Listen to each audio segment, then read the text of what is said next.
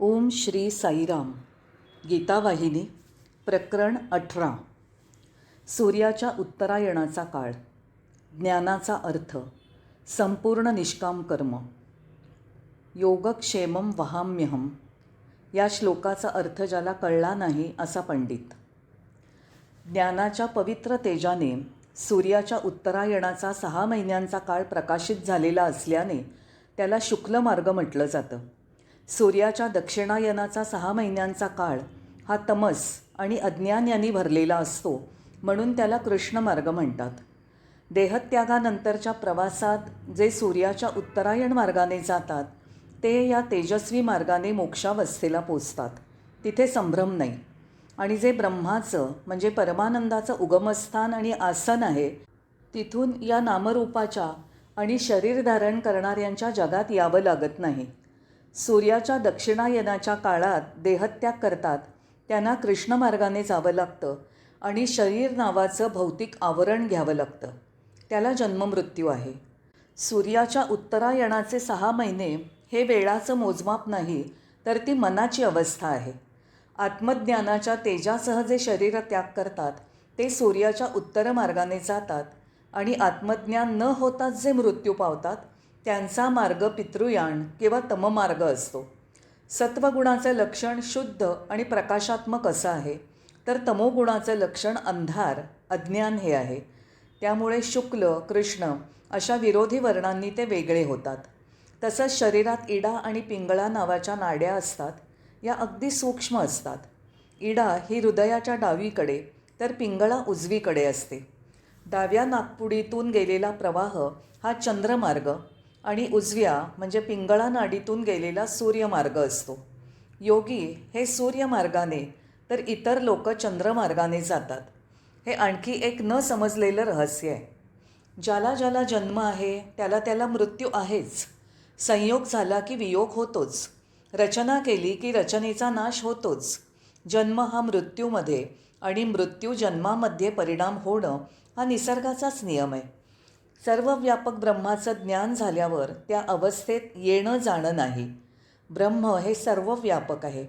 तिथे दुसरी अशी जागाच नाही ज्यातनं येणं आणि जाणं घडू शकेल. अशी अवस्था सगळ्यांच्या आवाक्यातील आहे का? सर्वजण असा विजय मिळवू शकतील का? अशी शंका घेण्याचं कारण नाही. तसंच त्यासाठी वेगळा प्रयत्न, विशेष चांगलं नशीब किंवा विशेष प्रकारचं कर्म या कशाचीही आवश्यकता नाही. परमात्म्यावर मन सतत केंद्रित करणं पुरेसं आहे. ईश्वराचं अखंड ध्यान पुरेसं आहे. त्यामुळे मन स्वच्छ होईल. ज्या संभ्रमाने त्याला पछाडलं आहे तो संभ्रम नाहीसा होईल. त्यातून आपोआपच मुक्ती मिळेल. मोक्ष म्हणजे काय? तर मोहक्षय. ज्याच्या संभ्रमाचा नाश झाला आहे तो परब्रह्मपद मिळवतो. मग मृत्यू कसाही येवो. असाच माणूस खरा ज्ञानी. यावर अर्जुनाने विचारलं, कृष्णा, ज्याला तू ज्ञान म्हणतोस त्याचा अर्थ मला कळला नाही. गुरूंकडून आलेलं आणि श्रवण केलेलं ज्ञान का, की शास्त्रातनं आलेलं ज्ञान, की अनुभवसंपन्न लोकांनी दिलेलं ज्ञान? यातलं कोणतं ज्ञान बंधमुक्त करतं? कृष्णाने उत्तर दिलं, तू सांगितलेले ज्ञानाचे प्रकार कोणत्या ना कोणत्या अवस्थेत आध्यात्मिक प्रगतीसाठी उपयोगी आहेतच, पण यातून कोणत्याच प्रकारच्या ज्ञानाने तू जन्ममृत्यूच्या चक्रातनं सुटू शकणार नाहीस. जे ज्ञान बंधमुक्त करतं ती आत्मज्ञानानुभूती असते. त्या ज्ञानाचा अनुभव स्वतःला येतो. केवळ तेच ज्ञान मुक्त करू शकतं. या प्रक्रियेत गुरूची मदत थोडीफार होऊ शकते, पण सत्य आत्म्याचं दर्शन तो घडवू शकत नाही. ते दर्शन तुमचं तुम्हालाच अनुभवता येतं. त्याखेरीज द्वेषासारख्या दुर्गुणातनं मुक्तीही मिळावी लागते. त्यानंतरच संपूर्ण ज्ञानी अशी प्रज्ञा प्राप्त होते, म्हणजे पूर्ण ज्ञान प्राप्त झालेला. या ज्ञानावर ज्यांची श्रद्धा आहे ते मिळवण्यास जो एकनिष्ठ आहे आणि ज्याला त्याची पूर्ण ओढ आहे तोच मला जाणू शकतो. माणूस द्वेषापासून मुक्त झाला पाहिजे. तसंच तो निश्चयी आणि श्रद्धायुक्त असला पाहिजे. अगदी लहानशी गोष्ट करण्यासाठी सुद्धा निश्चय आवश्यक असतो. केवळ माणूसच नव्हे तर पशुपक्षी, किडे, विषाणू हे सुद्धा निश्चयी असावे लागतात. जर निश्चय किंवा श्रद्धा नसेल तर फळ मिळत नाही. अर्जुना, मी साक्षी आहे. माझ्यातून निर्माण झालेल्या या सृष्टीला पंचमहाभूतांच्या संयोगातनं जग चर अचर वस्तू निर्माण होतात. कारणरूप असलेल्या माझ्यातून विविध प्रकारचं जग होतं. परमश्रेष्ठ तत्त्व असं माझं स्वरूप अज्ञानी लोक जाणत नाहीत. सर्व महाभूतांचा स्वामी असलेल्या माझ्या आज्ञेत ती राहतात. अशा मला ते केवळ सामान्य मानव समजतात. काही महात्मे आदरपूर्वक ब्रह्म म्हणून माझं ध्यान करतात.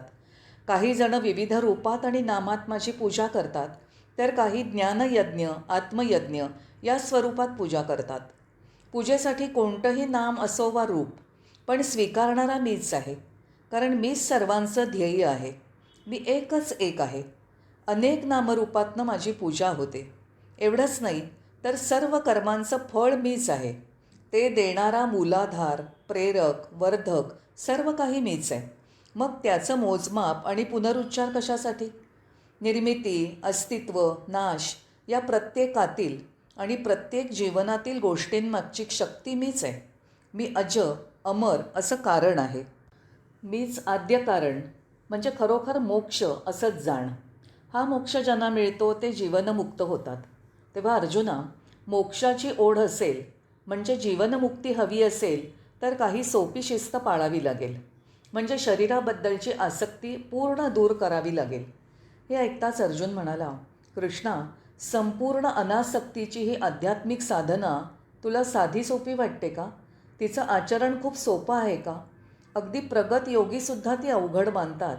आणि माझ्यासारख्या माणसाला तू तिची सहज भलावण करतोयस.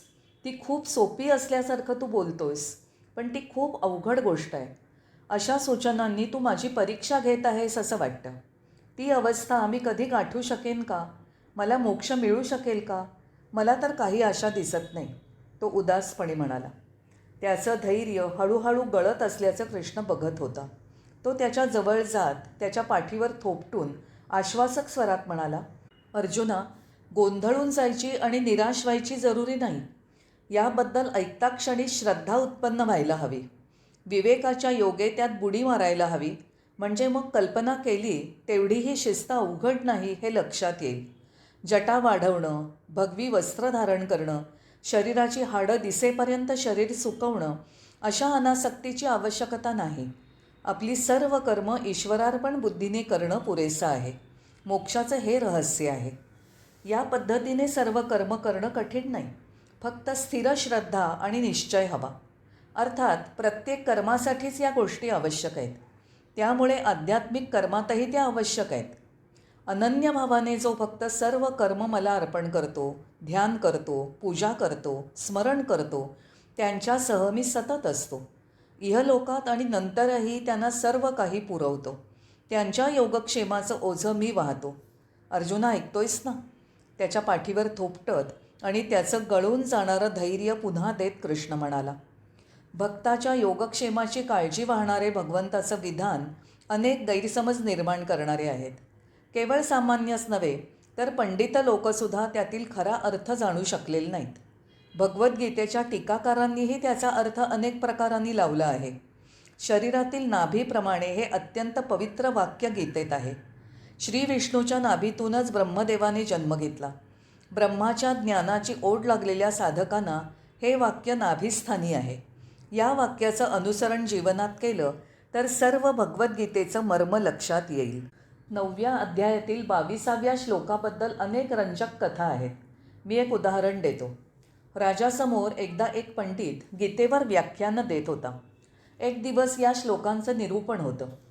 जे भक्त केवळ माझे चिंतन करतात ते केवळ माझीच उपासना, सेवा करतात. जे सतत माझ्याशी जोडले गेले आहेत त्यांच्या योगक्षेमाची चिंता मी करतो. अनन्याश्चिंतयन्तो मां ये जनाः पर्युपासते तेषां नित्याभियुक्तानां योगक्षेमं वहाम्यहम्. तो पंडित उत्साहाने या श्लोकाचे अनेक पदरी अर्थ सांगत होता. पण राजा मात्र मान हलवत होता. तो म्हणाला, हा अर्थ बरोबर नाही. पंडिताने दिलेल्या प्रत्येक स्पष्टीकरणाच्या अचूकतेबद्दल तो वाद घालत होता. त्या गरीब पंडिताला अनेक राजसभांमध्ये गुण मिळाले होते आणि भपकेदार पदव्यांनी त्यांना सन्मानित केलं होतं. राज्यसभेतल्या या सर्व सभासदांसमोर श्लोकाच्या त्याच्या स्पष्टीकरणाबद्दल चुकीचं ठरवून राजाने नाकारल्याने त्याला घाव बसल्यासारखं झालं. त्याला तो अपमान वाटला. धैर्य गोळा करून आणि आपली सर्व विद्वत्ता एकत्र करून त्याने योगक्षेमाच्या विविध अर्थांबद्दल वक्तृत्वपूर्ण स्पष्टीकरण दिलं. पण राजाने तेही नाकारलं आणि आज्ञा दिली, श्लोकाचा अर्थ नीट शोधा, समजून घ्या आणि मग उद्या परत या. असं म्हणून राजा सिंहासनावरून उठून आत चालत गेला. पंडिताचं उरलं सुरलं धैर्यही संपलं. संभ्रमाने त्याला घेरलं. अपमानाने हेलकावे खात तो घरी आला आणि भगवद्गीतेची पोथी बाजूला ठेवून त्याने पलंगावर अंग टाकलं. त्यामुळे आश्चर्यचकित झालेली पंडिताची बायको म्हणाली, असं दुःखी होऊन तुम्ही महालातनं का परतलात? काय घडलं? तिने एकामागोमाग एक असा प्रश्नांचा वर्षाव केला. त्यामुळे काय घडलं ते पंडिताला सांगावं लागलं. अपमानाचा डोंगर डोक्यावर होता, राजाची आज्ञा वगैरे. बायकोने सर्व शांतपणे ऐकलं आणि त्या प्रसंगावर बराच विचार करून ती म्हणाली, खरं आहे, राजा म्हणाला ते बरोबर आहे. तुम्ही दिलेलं श्लोकाचं स्पष्टीकरण बरोबर नाही, मग राजा ते मान्य कसं करणार? चूक तुमची आहे. हे ऐकताच पंडित ताडकन उठला. रागाने शेपूट ताटलेल्या नागाप्रमाणे तो क्रोधाने म्हणाला, अगं मूर्ख स्त्रिये, तुला काही कळतं का? तुझ्यापेक्षा माझी बुद्धी कमी आहे का? स्वयंपाकघरात सतत गुंतलेल्या आणि स्वयंपाक आणि इतर कामं करायचा तुझा क्रम माझ्यापेक्षा वरचा आहे का? तोंड बंद कर आणि माझ्यापुढून चालती हो, तो गरजला. पण बायको तिच्या म्हणण्यावर ठाम होती. अहो, सत्यविधानासाठी तुम्ही इतके क्रोधाविष्ट का होता? तो श्लोक पुन्हा उच्चारा आणि त्याच्या अर्थावर स्वतःच विचार करा. तुम्हाला स्वतःलाच त्याचं योग्य उत्तर मिळेल. तिच्या मृदू शब्दाने तिच्या पतीच्या मनात प्रकाश पडला. श्लोकातील प्रत्येक शब्दाचं पृथक्करण करून पंडिताने अर्थ लावण्याचा प्रयत्न केला. जे भक्त केवळ माझं चिंतन करतात, त्याने सुरुवात केली. शांतपणे, सावकाश, मोठ्याने ते सर्व अर्थ उच्चारले. त्याची बायको मध्येच म्हणाली, केवळ शब्दांचे अर्थ शिकून आणि स्पष्ट करून काय उपयोग? तुम्ही राजाकडे जाण्यामागचा हेतू कोणता होता? काय कारण होतं? तो पंडित पुन्हा संतापला. मला हे घर, कुटुंब चालवायचं असतं ना. जेवणखाण, कपडे, इतर वस्तू तुमच्यासाठी आणि सगळ्यांसाठी आणायच्या असतात ना. त्या सगळ्यासाठीच मी राजाकडे गेलो होतो, नाहीतर मी कशाला गेलो असतो? तो ओरडला. बायकोने उत्तर दिलं, त्या श्लोकात कृष्णाने काय सांगितलं आहे हे जाणलं असतं तर राजाकडे जाण्याची आवश्यकताच पडली नसती. अनन्य भावाने त्याची भक्ती केली, सर्व काही त्याला अर्पण केलं, सर्व काळी मन त्याच्यावर केंद्रित केलं तर ईश्वर भक्ताला सर्व काही पुरवतो, असं या श्लोकात म्हटलं आहे. तुम्ही या तिन्ही गोष्टी केल्या नाहीत. राजाच सर्व काही देईल अशा विश्वासाने तुम्ही राजाकडे गेलात. तिथेच तुम्ही श्लोकाच्या विरुद्ध वागलात, म्हणून त्याने तुमचं स्पष्टीकरण स्वीकारलं नाही. हे ऐकून तो पंडित थोडा वेळ शांत बसला. तिच्या बोलण्यावर विचार केला. त्याला त्याची चूक समजली. दुसऱ्या दिवशी तो राजवाड्यात गेला नाही. त्याऐवजी घरातच तो कृष्णपूजेत मग्न राहिला. राजाने विचारलं की पंडित का आला नाही? त्यावर तिथले लोक म्हणाले, घरीच आहे.